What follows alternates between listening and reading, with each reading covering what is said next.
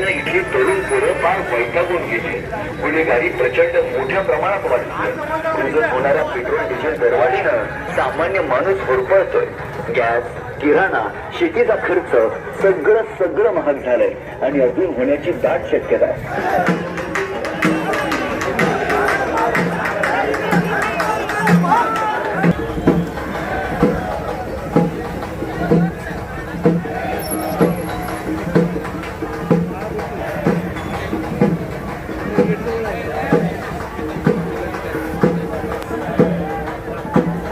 दिवसेंदिवस महागाईचा भडका वाढत चाललेला आहे आणि या परिस्थितीमध्ये केंद्र सरकारचं ना राज्य सरकारचं सामान्य जनतेकडे दुर्लक्ष आहे.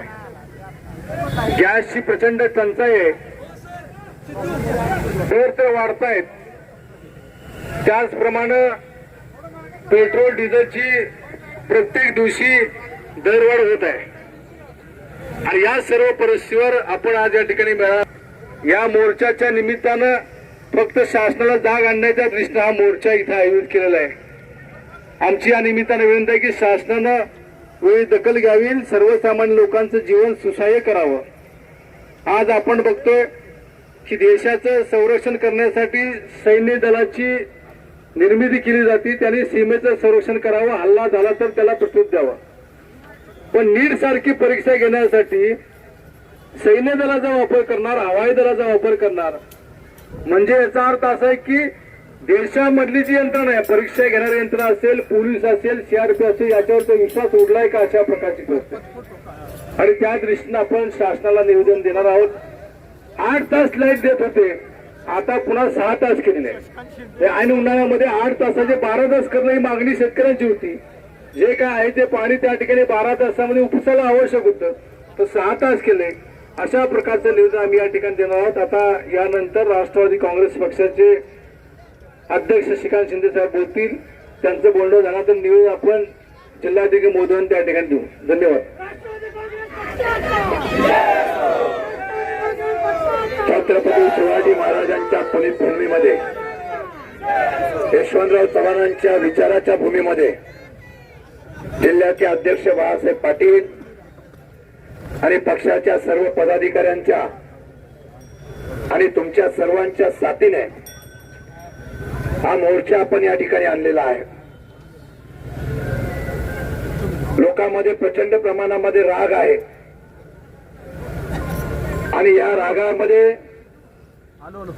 सध्या डिझेल पेट्रोलची झालेली वाढ, गॅसचा तुटवडा, नीट परीक्षेमध्ये विद्यार्थी आत्महत्या करतायत, महागाई प्रचंड प्रमाणात वाढलेली आहे, शेतकऱ्यांच्या मालाला भाव नाही, या देशाला आणि या राज्याला, या जिल्ह्याला, या ठिकाणी सर्वसामान्य जनता होरपळून निघते आहे. पण सरकार मस्तीमध्ये आहे, त्यांना भीती नाही. या सरकारच्या माध्यमातून जनतेच्या रोषाची पर्वा नाही. आपण आपल्या मस्तीमध्ये ते आहेत. सत्ता बाजार सुरू आहे, नगरसेवक खरेदीचा, जिल्हा परिषद पंचायत समिती सदस्य खरेदीचा, पैशातून सत्ता घ्यायची आणि बहुमतावर सरकारला असं दाखवायचं. आज सातारा जिल्ह्यामध्ये राष्ट्रवादी शरद पवार पक्षाच्या वतीने हा एक इशारा मोर्चा दिलेला आहे. हा मोर्चा सर्वसामान्य जनतेचा आक्रोश होता आहे. मी सातारा जिल्ह्यातल्या सर्वसामान्य जनतेला मी सांगणार आहे, नेते गेले पण जनतेचे प्रश्न आहेत तिथेच आहेत. सत्तेमध्ये सर्व सहभागी झाले पण जनता त्रस्त झालेली आहे.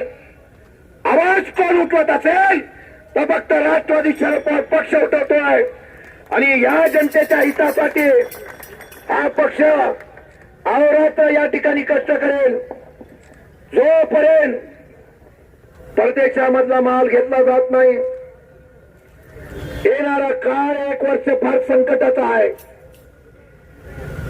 महागाई वाढत चाललेली आहे, रुपयाचा डॉलरचा भाव कमी होत चाललेला आहे.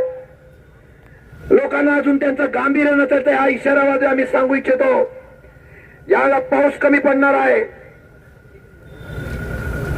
रासायनिक खत कमी मिळणार आहे,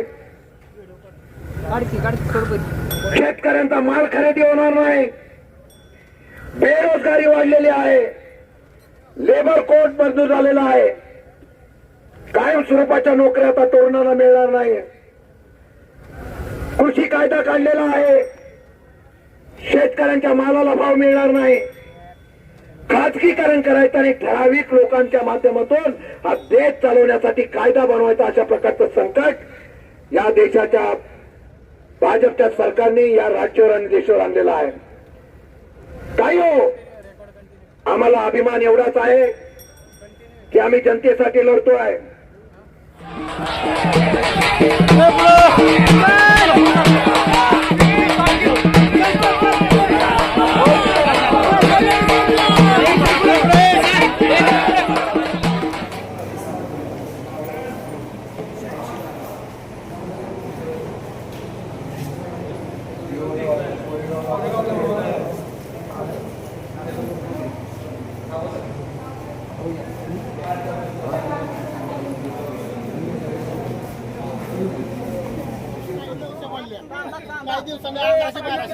आपल्या सर्वसामान्य शेतकऱ्याचा म्हणजे कांदा 7 आणि 8 रुपये किलोने घेते ती.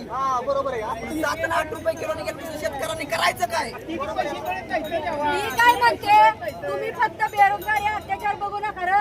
महिलांवर झालेला अत्याचाराचं कोण बोलणार? कोण बोलणार? गेल्या वर्षी तुम्हाला माहितीये का, ती टरबूज आहे ना, टरबूज, सॉरी ती नागपूरचं तुडवणी, सॉरी ती फडणवीस याच्या जिल्ह्याचा बलात्कारात कितवा नंबर लागतोय माहितीये का? 5वा नंबर. तो जेव्हापासून झालाय ना मुख्यमंत्री, ती टरबूज नाही का, नाही सॉरी, ती तुडवणीस नाही फडणवीस.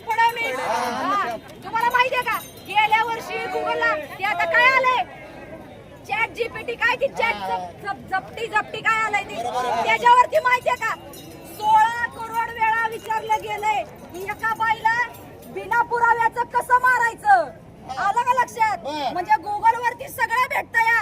चोरी कशी करायची, खून कसा करायचा आणि लबाडी कशी करायची, ही सगळं गुगल वर भेटतं या.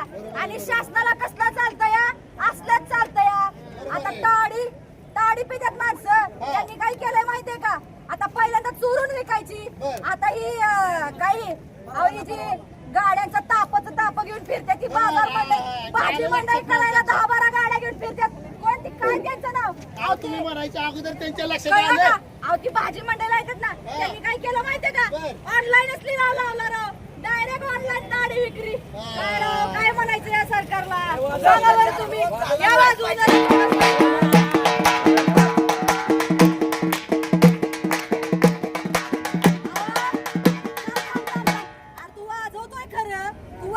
कुणासाठी, आम्ही मेलोय म्हणून वाजवतोय का सरकारचं चांगलं चाललंय म्हणून वाजवतोय? ते आता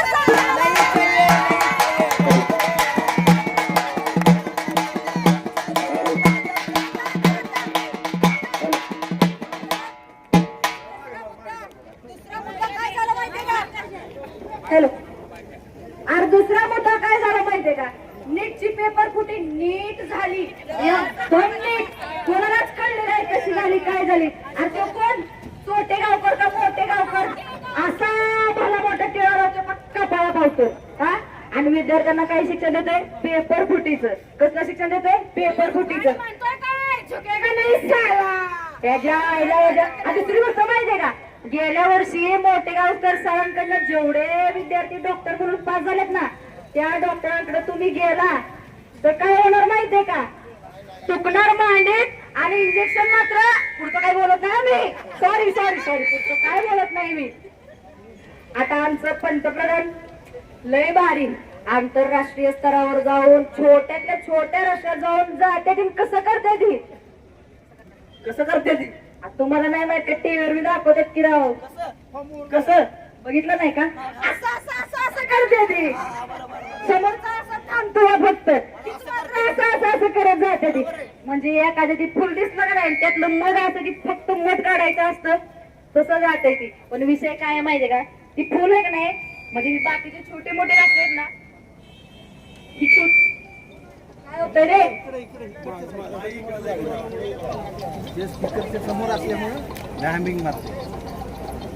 आज मगाशीच सकाळी मोर्चाची तयारी करत असताना काही अपडेट आले मला मोबाईलला. म्हणलं वाईट अभ्यास तर करून जावं. अभ्यास करायची गरज लागत नाही आजकाल मोर्चा आंदोलन करताना. सगळं अपडेटेडच आहे. बलात्कारी कुठं आहे? संसदेत. विद्यार्थी कुठं आहेत? रस्त्यावरती. मार कोण खात आहे? प्रामाणिक. आणि सत्तेत कोण बसतंय? भ्रष्टाचारी. सकाळी सर्च करता करता बघितलं आपलं ही शिरवळच्या पुढे कुठलं गाव आहे ती? पुणे. पुणे कशाची राजधानी होती जरा सांगाल का मला? नाही नाही, शिक्षणाची राजधानी होती. कशाची राजधानी होती? शिक्षणाची राजधानी होती. पण त्या पुण्यानं काय केलं माहितीये का?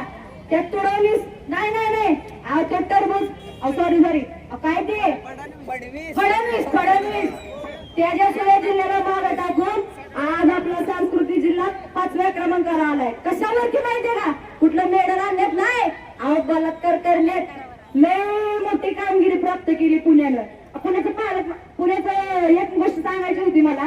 पुण्यामध्ये शिक्षणासाठी मुलं जात्यात. जी विद्यार्थ्यांची हाल अवस्था होते, जेवणाची हाल अवस्था होते, हॉस्टेलची हाल अवस्था होते. आपण तर त्या गोष्टीकडे बघत पण नाही. आज सातारा पुरोगामींचा जिल्हा सातारा, क्रांतिकारकांचा जिल्हा सातारा, शाहू फुले आंबेडकर यांचा जिल्हा सातारा, यशवंतरावजी चव्हाण यांचा जिल्हा सातारा. या आपल्या सातारा शहरामध्ये पहिल्यापासून आपण इतरांचा आदर करत आलोय, आदर जपत पण आलोय. पण आता सातारा आहे ना, काही लोक म्हणायला लागले सातारा म्हातारा व्हायला लागले.